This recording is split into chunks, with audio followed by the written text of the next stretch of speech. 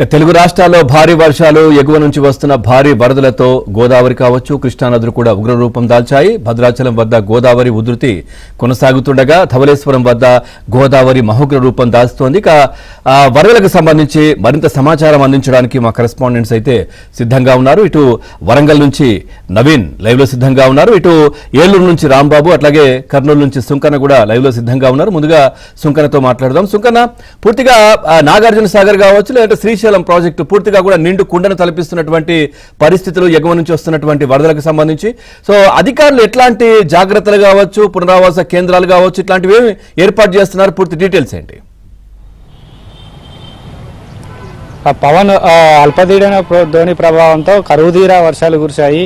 ఎగువ ప్రాంతాల నుంచి కూడా భారీగా వరదలు రావడంతో తుంగభద్ర, సుంకేసుల, శ్రీశైలం ప్రాజెక్టులంతా కూడా పూర్తిగా నిండిపోయి నిండుకుండలా మారినటువంటి పరిస్థితి. ఈ సీజన్లో కృష్ణానది కూడా ఉగ్రరూపం దాల్చడంతో 3 సార్లు శ్రీశైలం ప్రాజెక్టు గేట్లెత్తి దిగువన నాగార్జున సాగర్కు నీళ్లు విడుదల చేశారు. అయితే ఎగువ నుంచి వచ్చేటువంటి భారీ వరదలను దృష్టిలో పెట్టుకొని ఎప్పటికీ కూడా కేవలం 880 అడుగుల మెయింటైన్ చేస్తూ వచ్చినటువంటి వరదనంతా కూడా ఒకవైపు పవర్ జనరేషన్ కు, మరోవైపు దిగువన నాగార్జున సాగర్ కూడా నీళ్లు విడుదల చేస్తూ ఈ యొక్క వరదను కూడా డైవర్ట్ చేస్తున్నారు. మరోవైపు నిన్నటి నుంచి కూడా శ్రీశైలం ప్రాజెక్టు దాదాపుగా 5 లక్షల క్యూసెక్కుల వరద వచ్చింది. అంటే 2009 వరదల్లో శ్రీశైలం ప్రాజెక్టుకు 26 లక్షల క్యూసెక్కులు వచ్చింది.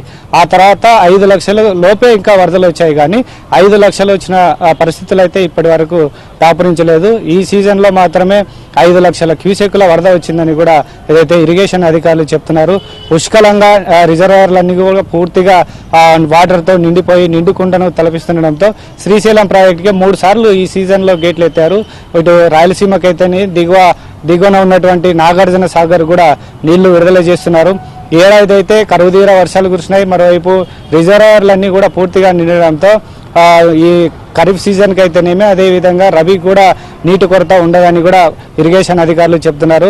మనం చూడవచ్చు, ఏదైతే తుంగభద్ర ప్రాజెక్టు మీద నిర్మించినటువంటి తుంగభద్ర జలాశయం అయితేనేమి, అదేవిధంగా సుంకేసుల ప్రాజెక్టులకు కూడా ఏమాత్రం ఇంకా వరద తగ్గలేదు.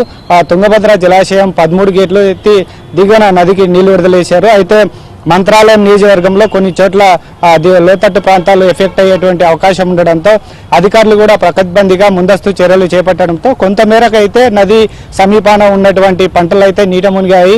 రైతులు కూడా కొంత ఆందోళన చేపట్టారు. అయితే ఎటువంటి భారీ నష్టం అయితే గతంతో పోలిస్తే ఈసారి తలెత్తలేదు. కేవలం భారీగా వర్షాలు కురవడంతో చాలా చోట్ల కూడా ఉమ్మడి కర్నూలు జిల్లాలో పంటలు నీట మునిగి పంట నష్టం వాటిల్లింది.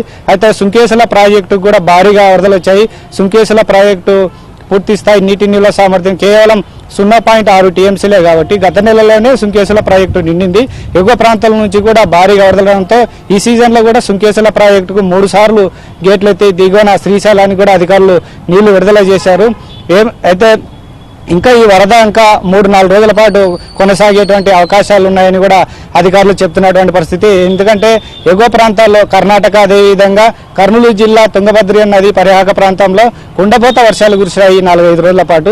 సో వాగులు, వంకలన్నీ కూడా ఉధృతంగా ప్రవహించి నదుల్లో కలిసి ఈ తుంగభద్ర నది కూడా ఇంకా ఉగ్రరూపం దాల్చింది. అయితే నిన్నటి నుంచి కూడా కొంత ఏదైతే తుంగభద్రకైతేనేమి ఇటు కృష్ణా నది కూడా కొంత వరదలు తగ్గుముఖం పట్టాయి. శ్రీశైలం ప్రాజెక్టు అయితే ఉదయం నుంచి కూడా కొంత వరద ఎగువ ప్రాంతాల నుంచి వచ్చేటువంటి వరద ప్రవాహం అయితే కొంత తగ్గింది. 12 గంటల్లోనే 27,000 క్యూసెక్కుల వరద కూడా ప్రవాహం తగ్గింది. ఇంకా ఎగువ ప్రాంతాల్లో నుంచి వచ్చేటువంటి వరద ఇంకా ఈ రోజు నుంచి కొంచెం తగ్గేటువంటి అవకాశాలు ఉన్నాయని కూడా ఇరిగేషన్ అధికారులు చెప్తున్నారు. మొత్తం మీద చూసుకుంటే ఒకవైపు తుంగభద్ర, అదేవిధంగా కృష్ణా నది కూడా చాలా ఉధృతంగా ప్రవహిస్తున్నాయి. గత వారం రోజుల నుంచి కురిసినటువంటి భారీ వర్షాలకు డ్యాములన్నీ కూడా ఫుల్ కావడంతో అక్కడ ఏమాత్రం కూడా నీటిని నిల్వ చేసుకునేటువంటి అవకాశం లేకపోవడం వల్ల వచ్చినటువంటి నీటిని కూడా దిగువన ప్రాజెక్టులకు కూడా విడుదల చేస్తున్నటువంటి పరిస్థితి. అయితే ఈ ఏడాది అయితే బాగా మంచి వర్షాలు కురిశాయి. పశ్చిమ ప్రాంతంలో పంటలు ఎండిపోతున్నటువంటి క్రమంలో ఈ 4-5 రోజుల నుంచి కురిసినటువంటి భారీ వర్షాలకంతా కూడా పంటలు కూడా పచ్చగా కలకలలాడుతున్నటువంటి పరిస్థితి. మరోవైపు అన్ని ప్రాజెక్టులు కూడా ఈవెన్ ప్రధానమైనటువంటి జలాశయాలే కాదు, మిగతా చిన్న ప్రాజెక్టులు కూడా పూర్తిగా నిండాయి. ఈవెన్ పల్లెల్లో ఉన్నటువంటి చెరువులు కూడా పూర్తిగా నిండిపోయినటువంటి పరిస్థితి.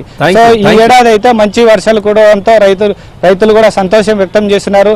మరోవైపు ప్రాజెక్టులన్నీ కూడా పూర్తిగా నిండిపోయినాయి. వర్షాలు కూడా తగ్గుముఖమడంతో నిన్నటి నుంచి కూడా రైతులు పొలాల్లోకి వెళ్లి వ్యవసాయ పనుల్లో నిమగ్నమైనటువంటి పరిస్థితి నెలకొంది.